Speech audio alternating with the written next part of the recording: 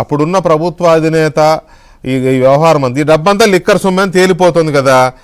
ఎవరి ప్రియరాజు వచ్చి ఎత్తుకుపోయింది, ఎవరు ఢిల్లీలో పెడితే ఎత్తుకుపోయింది, ఎవరు పెడితే ఎత్తుకుపోయింది పక్కన పెడితే డబ్బంతా లిక్కర్ సొమ్ము అనేది ఎస్టాబ్లిష్ అయింది. ఇప్పుడు దీనికైతే ఎవరో ఒకరు సమాధానం చెప్పాలి కదా. దాంతోపాటు మీరేదో చెప్తున్నారు, అది కూడా యాడ్ చేసి చెప్పండి ప్లీజ్.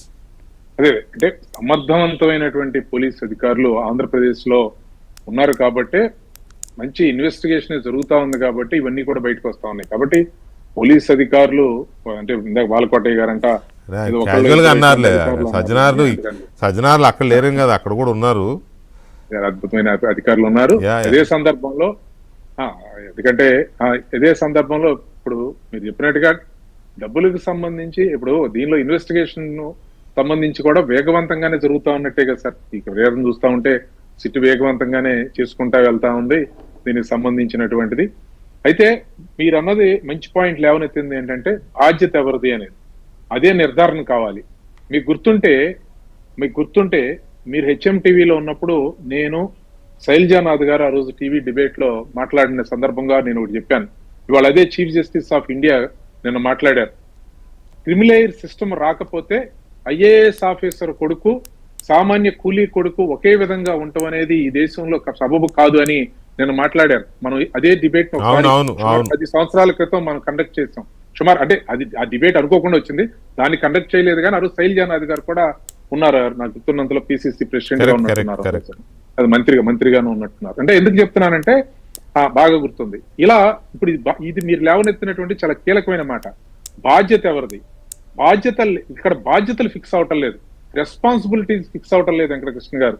అది ఇక్కడ ప్రమాదకరమైనటువంటి అంశం. ప్రజాధనం దుర్వినియోగం అవుతా ఉందనేటువంటి విషయం, అవినీతికి పాల్పడతా ఉన్నారనేటువంటి విషయం చాలా సార్లు స్పష్టమవుతుంది. ఆనాడు రాజీవ్ గాంధీ గారు ఎప్పుడోనే ఏదో చెప్పి 20% కూడా కిందకి చేరటం లేదు, పైనుంచి 100 రూపాయలు వస్తే అంటే దాన్ని విమర్శించారు రకరకాలుగా.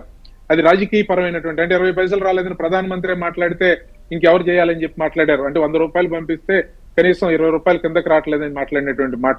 ఇవాళకి కూడా నేను అనేది ఆ బాధ్యతని కనుక ఫిక్స్ చేసేటువంటిది అధికారులు. మనం ఎన్నో సార్లు మాట్లాడాం సార్. అంటే ఇవేమి మనం ఈ రోజు మాట్లాడుకునే అంశాలు పదే మాట్లాడుకోవటమే తప్పించి కొత్త విషయాలు కాదు. ఏమిటంటే అది అధికారులు, మీకు ఎవరు ఉద్యోగం, మీరు కష్టపడి తెచ్చుకున్నారు, మీరు కష్టపడి డిగ్రీ తెచ్చుకున్నారు, మీరు కష్టపడి ఉద్యోగం రాసుకున్నారు, మీకు మెరిట్ లో ఉద్యోగం వచ్చింది. ఐఏఎస్లు కానీ ఐపీఎస్లు కానీ లేదా ఇతర ముఖ్యమైనటువంటి అధికారులు, సరే సామాన్య ఉద్యోగులు చిన్న ఉద్యోగులు వదిలిపెట్టండి, వాళ్ళందరూ ఎందుకంటే పాపం వాళ్ళు ఏదో ఒత్తిడితో పనిచేయాల్సి వస్తుంది.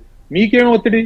మీరు ఎక్కడైనా ఏదో అన్నట్టుగా పోలీస్ వాడు పోస్ట్ మ్యాన్ అవడు, లేదంటే కలెక్షన్ మ్యాన్ అవడు కదా. ఎక్కడైనా సరే మీకు అదే ఉద్యోగం ఉంటుంది కదా, అదే ఐఏఎస్ ఉంటుంది, ఐపీఎస్ ఉంటుంది.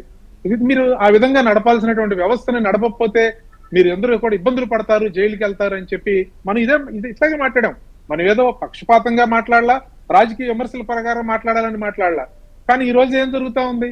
ఇప్పుడే వస్తా ఉంది.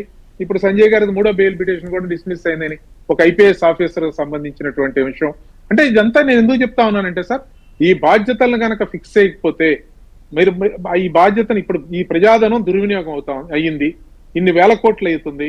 ఈ వేల కోట్ల రూపాయల యొక్క ప్రజాధనం దుర్వినియోగం అవుతానికి మూల కారణం టిట్కో ఇళ్లు పెట్టారు. ఎవరు పెట్టారు అంటే ఇవన్నీ వీటికి రెస్పాన్సిబిలిటీని ఫిక్స్ చేయాల్సినటువంటి అవసరం ఉంది అని చెప్తున్నాం సార్ ఈ రోజు. అందుకనే నేను అడిగింది కూడా ఆ ఉద్దేశంతోనే. ఇప్పుడు ఏమవుతుందంటే ఖచ్చితంగా అప్పుడున్న అధికారులు ఖచ్చితంగా అప్పుడున్నటువంటి పాలకులే ఉంటారు సార్. ఖచ్చితంగా పాలకులు ఉంటారు. ఆ పాలకులది బాధ్యత ఉంటుంది, వ్యక్తులుగాను ఉంటుంది, వ్యవస్థలుగా కూడా వాళ్ళదే ఉంటుంది. అయితే ఇక్కడ ఇంకొక ప్రశ్న ఏంటి అంటే, రామకృష్ణ గారు ఒక్క నిమిషం అండి, బాలకోటయ్య గారు, ఇప్పుడు జగన్మోహన్ రెడ్డి గారు ఆస్తుల కేసులో, అక్రమాస్తుల కేసులో ఎన్ని కోట్లు సీజ్ చేసింది, ఈడీ సీజ్ చేసింది, ఏదో జరిగింది. కానీ 12 సంవత్సరాలైనా ఇంతవరకు దాని బాధ్యత ఎవరు